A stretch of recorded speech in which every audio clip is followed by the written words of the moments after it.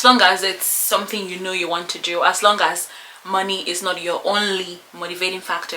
Now, I'm not saying money shouldn't be a motivating factor. It can be, right? But it cannot be your only motivating factor, because you get frustrated. You have to be your biggest fan.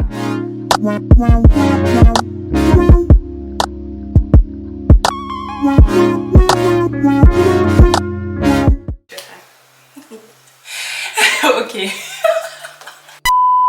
Hi everyone, welcome back to my YouTube channel. My name is Nikki, aka Ada Canada, and I'm a YouTuber currently based in Alberta here in Canada. If this is your first time coming across my channel, welcome. I hope that you don't make it your last by sticking around to the end. Like this video as well as other videos.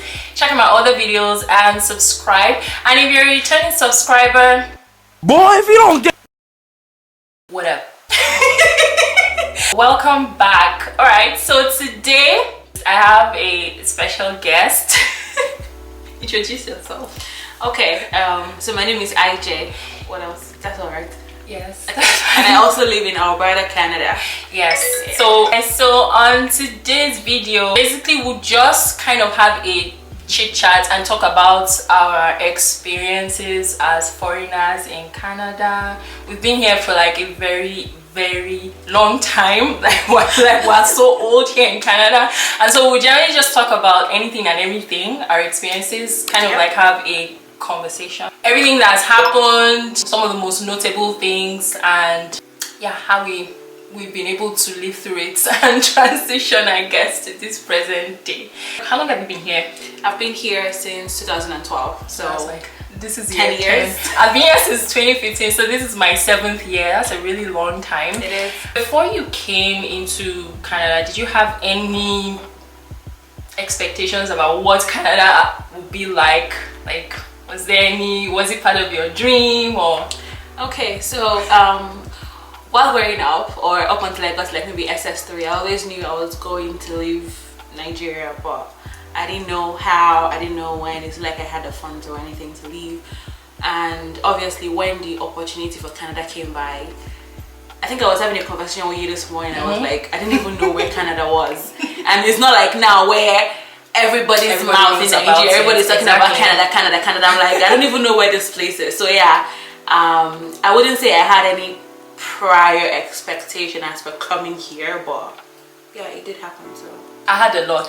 wool up, just wool up. I had a lot of expectations. For me, on my own end, I didn't really know Canada so much because my sites were all just USA. I have always wanted to go to the USA, and then after my undergrad, I was still like, I want to go to USA. I want to live that American dream. So my cousin is here. I was like, oh, okay, like try Canada. So when I first came here, one of the first expectations I had was that it's going to be very easy to just blend in. It's going to be very easy to just settle in.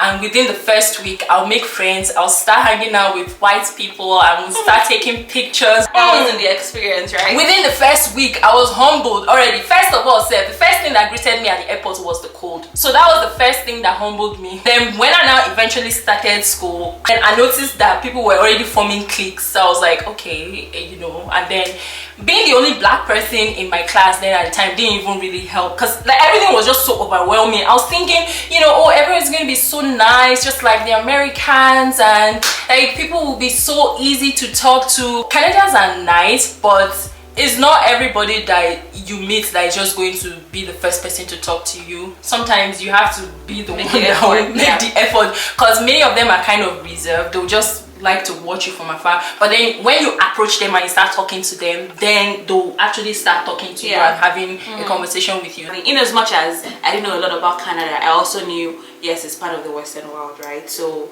obviously I expected my experience in Nigeria to be very different from, you know, my experience here, in the sense that it would be more of a positive experience, right? Considering the way things are back home. My port of entry into Canada was in Saskatchewan. And in Saskatchewan is one of the, I don't know, is it the prairies? No, not the prairies, never mind. Is it part of the prairies? Yes, it is, yeah. So, and they have like little small towns and cities. And I remember my auntie picking me up from the airport in Saskatoon, and she's like, oh, where I live is like 3 hours away from the airport. I'm like, seriously?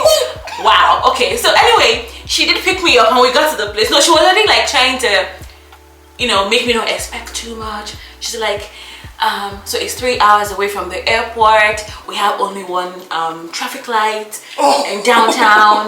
It's like a city of about 5,000 people. Everybody knows everybody. Everywhere is like 5 minutes away from the other. I'm like, really? Okay. So anyway, we got to the place. In my mind, I'm like, how bad can it be? As long as you're not using broom to sweep. You don't feel bad, rich Naija. That was what I was taking solace in. I'm like, no, it can't be that bad. I mean, as long as I've left Nigeria, it shouldn't be that bad. But I got to the place. I mean, the houses were like houses in Canada, but it was really a small town, very secluded. Meadow Lake. It's called Meadow Lake in Saskatchewan. Okay. Very secluded. Like, I would go to the stores. You know how we would see like white people in Nigeria and we're staring at them. We're looking at them. We're like, oh my god, Oyibo. No, they were the ones staring at me because the kids there had never seen a black person. So when you go to the store, I would go. Initially, I didn't get it because I thought, okay, is there something wrong with my outfit? Is there any part of my clothes that is torn? No. It was later when I got to realize that the kids there, they know nothing about us. Like, they've never seen a black person. So them seeing you, they don't even know Africa. Yeah, they don't know where we are on the map. They think Africa, I mean, for God's sake, they still think Africa is a country. Exactly. You hear them say things like, oh, I'm going to Africa. I'm going to Africa. And I'm like, we have a whole 52 countries. Which part of Africa are you going to?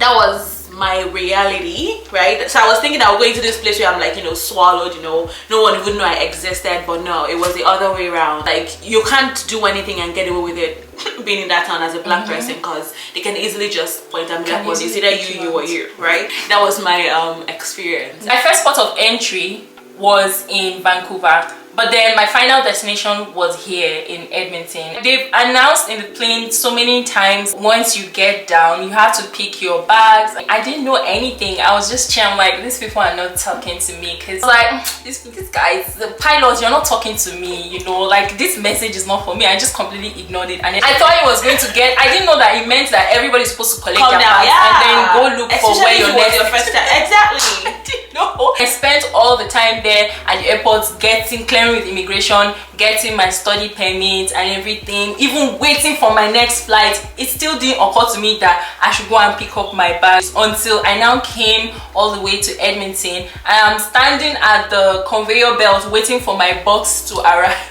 And I waited and waited with my aunt. My aunt also came to pick me up from the airport. So I waited and waited and waited. And I'm like, this bag is not arriving. And that was when it hit me, like, I was supposed to have collected my bag since Vancouver. And so we had started the whole process of trying to, it was stressful. Eventually, it took like a week before I finally got my boxes back. What was your first impression about Canadians? Has it changed between then when you came and now? To be honest, I feel like my auntie had already settled in with her family by the time I arrived. So they really had they had good friends, good Canadian friends. They were so good to the point that they would even leave the kids with them. Like, not just leaving kids with them, the kids would spend like nights in their houses, So I would say from that perspective, it was a good impression. That I had a very good first impression about Canadians, to the point where even when people were like talking about maybe microaggressions or little forms of racism, I didn't really see it because I hadn't really experienced it that way, right? So it was for me, it was a good first impression, I would say. They were very nice, they were welcoming, they understood the fact that I was just coming from let me speak like them, somewhere in Africa. Actually, a lot of Canadians are actually very, very nice. Yeah, they're quite nice. Okay, guys, so we've changed location. We had a bit of an minor issue, but anyway, that's fine. Guys, I'm sorry, this video might seem as if it doesn't have head or tail. But I wanted it to just be like a freestyle kind of thing. We'll just continue. So the next question that I wanted to ask before that break in transmission was, you're a nurse. So if you guys didn't know, Ijay is a nurse. You just graduated. And so I was going to ask you, how was your entire experience like being in nursing school? And the reason I'm asking this is because I've had questions with people asking me, about nursing and how nursing is like. So the process of how I came is a whole other story, because I didn't come with a student visa, and I know most people who are trying to make inquiries regarding nursing school will be coming through like, you know, the study permit. I didn't come with that. But anyhow, nursing school, the journey was, it's a humbling experience. Like, so many people are trying to get into school and they barely even have enough spot for those who are trying to get into school. But nursing is a very rewarding career. Obviously, of course, it's going to be tough to get into the system, right? For me, it wasn't an easy journey. It wasn't straightforward at all. For me, I think one of the hardest part, or one of the greatest hurdles that you need to cross in order to get into nursing is getting into nursing. It's especially in Canada, I think. Just because they have like very limited number of schools, it's not like the States where every corner you turn it's a school. They have very high averages. That's one thing I've noticed, because like I remember when I did that video for nursing schools, I kind of did passive reading on what would it take to get in. They have very high cutoff marks in order to get admission into nursing. I even at one point in time saw on Guinness Book of World Records that nursing was the hardest. Was because that was 2020, the hardest course. English is hard. The hardest program to get into in the world, in the entire world. I was like, that's very interesting, because we have people literally struggling to get into med school or engineering. So it's very surprising. It is. I'm not even surprised if the cutoff is very high in Canada. I'm not even surprised. And you know the funny thing, you know how when you go to school in Nigeria, you write JAM, maybe you get like 280, and then the schools you apply to, they tell you, oh, you need to make 70 in a posterior before we can admit you. The thing is, come this year it will be 70, next year it will be 70, in 2 years it will still be 70 they are wanting you to get before they will admit you. In Canada, for nursing, it's so different. You can try to get into school today, and maybe for me, when I got in, the average they needed was like maybe at least high 80s, low 90s to get in. Now it's close to 100. You need to get like 95, because all these small children in high school, exactly, their brain is so hot and they're trying to compare us mature students to all these hot bloods, you know, or young bloods rather. So yeah, it's the prerequisite or the requirements today will be very different from the requirements or the prerequisite next year. Would you advise someone to pursue it regardless of the fact that it's, you know, with all of these high prerequisites or high requirements, the cutoff being very high? Would you still advise someone to apply and get in? I would, as long as it's something you know you want to do, as long as money is not your only motivating factor. Now, I'm not saying money shouldn't be a motivating factor. It can be, right? But it cannot be your only motivating factor, because you get frustrated. Because with nursing school, at the end of the day, you kind of need to remember why you started. And there are other ways to make money, so I don't think it will keep you in the journey, you know. I don't think just making money would actually keep you there. You have to kind of like remember, okay, why am I actually, you know, wanting to do nursing? But I think it's worth your while. And nursing is so versatile. Like, you don't just work in a hospital, you can work in an oil company, you can work in a school. There are just so many opportunities that come with nursing. So I think it's a very rewarding career, and I would advise anyone who genuinely wants to study nursing to do what they can to get in. Plus, you can also work while schooling too. I mean, like, almost everybody did it here as an international student, except if you're Omo Babolo.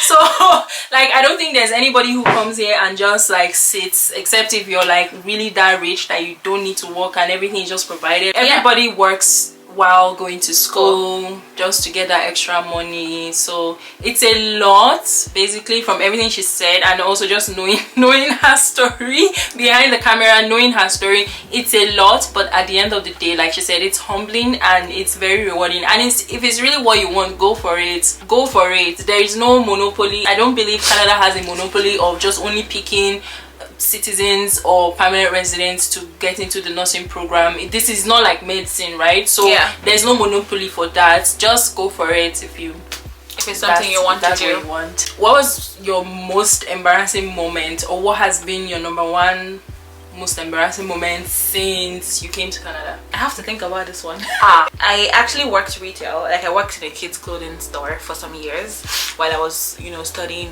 while I was in nursing school. And retail, every day you come in contact with a different variety of people, different background, just coming to shop for their children. It was a kids clothing store.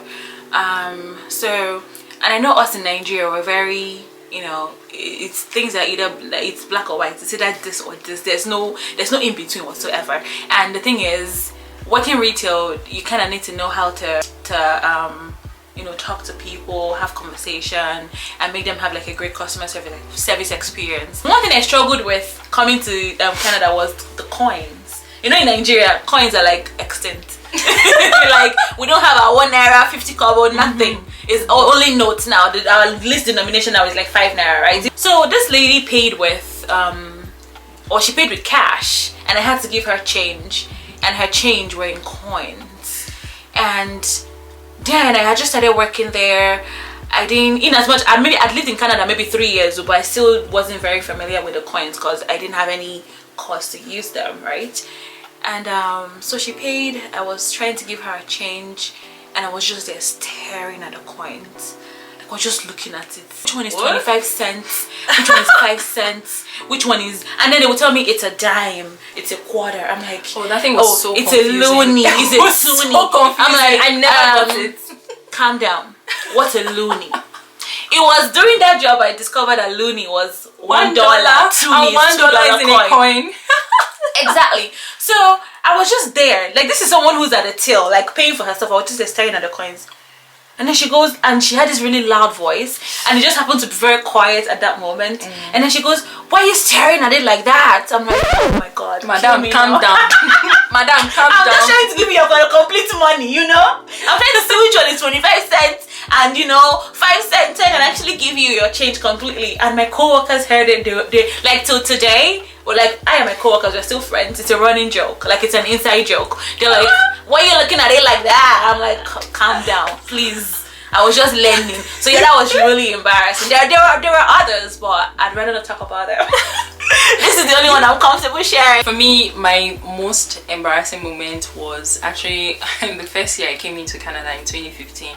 So it's a winter period, and me and winter, we don't gel at all. And so this day I was going to school back then when I was still doing my master's program, and I didn't know how to walk in the snow. I didn't know, especially when it's very icy. I honestly didn't know. I was just thinking, oh, you know, I got boots that had a good amount of traction, but then, I mean, even with traction, I still fell. So I was just walking, just trying to go and catch the bus at the bus station. Before I could say Jack Robinson, it's like 1 minute my feet were on the floor, the next second my feet were already in the air, and that was how I just slipped and fell backwards. Hey! I hear me to me, but me. And it was on the road, right? It was on the people road. looking at you? Yes, Oh people my were looking at me and cars passing by. Oh my god, I was stunned. Like, for a second, I was stunned. I was like, what am I doing? What just happened? Like, what just happened? I didn't know. I was like, wait, what just happened? I was walking a second ago and I'm on the floor. Like, and I had a little bit of back pain because I fell like flat on my back. Oh my gosh. And like I hit my hand. well, it's good you didn't hit your head. That would have been right? really, really lethal. Yeah, and like the fact that I had my back it just said like just a cushion behind me, it was a very strong cushion, because my goodness, it's ice, right? It could have been really bad. I could have landed myself in a hospital because it's ice and it was really slippery. It's terrible because in front of people, and people just be like, who is this person? Like, you don't know how to walk in this I'm thing, sure like, maybe some seasoned Canadian saw you through their window and they're like, why is she walking like that? as in Like why is she walking like there is no snow or ice on the floor? Why is she walking like it's summer? exactly. Ever since then, I had to just Google how to walk like a penguin, because that's actually how you walk in the winter. You walk like a penguin. You kind of, yeah, like you don't lift your legs off the floor. You literally just shuffle and drag like someone who has Parkinson's disease. You know how to shuffle. Yeah. First day of winter, I was so excited. Or when it first snowed, I was like very excited. I was so happy. I wore my jacket. I went outside and I was like, oh my gosh, snow! This is not a movie. This is real snow.